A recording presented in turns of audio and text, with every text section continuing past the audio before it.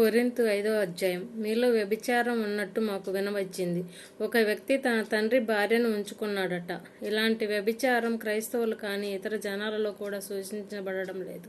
మీరైతే విర్రవీగుతూ ఉన్నారు. దీనికి బదులు ఆ పని చేసిన వాణ్ణి మీ మధ్య నుంచి తొలగించడం జరిగేలా మీరు దుఃఖంతో మూలగలేదు. నా మట్టుకైతే నేను శరీర రీతిగా మీ దగ్గర లేకపోయినా ఆత్మరీతిగా ఉన్నాను.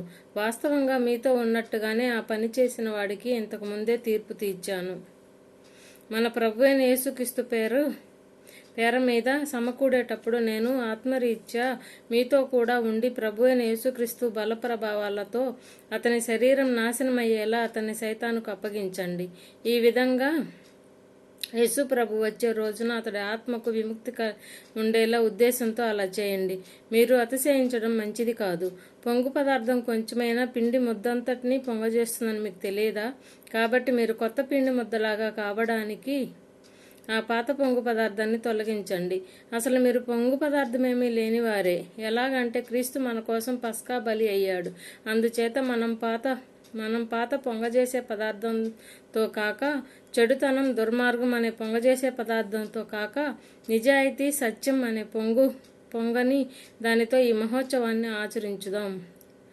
నా ఉత్తరంలో మీరు వ్యభిచారులతో కలిసి మెలిసి ఉండకూడదని రాశాను. అయితే ఈ లోకానికి చెందే వ్యభిచారులతో, పేరాసపరులతో, వంచకులతో, విగ్రహ పూజ చేసేవారితో బొత్తిగా సాంగత్యం చేయకూడదని అర్థం కాదు. అలాగైతే మీరు లోకంలో నుంచి వెళ్ళిపోవలసి వస్తుంది. ఇప్పుడు నేను మీకు రాసేది ఏమిటంటే, సోదరుడు అనిపించుకుంటున్న వాడెవడైనా సరే, అతడు వ్యభిచారి గాని, పేరాసపరుడు గాని, విగ్రహ పూజకుడు గాని, తిట్టుబోతు గాని, తాగుబోతు కానీ, వంచకుడు గాని అయి ఉంటే ఆ వ్యక్తితో కలిసిమెలిసి ఉండకూడదు. అలాంటి వాడితో తినకూడదు. బయటవారి విషయం కూడా తీర్పు చెప్పడానికి నాకేం పని? బయట వారికి దేవుడు తీర్పు తీరుస్తాడు. లోపలి వారికైతే మీరు తీర్పరులు కారా?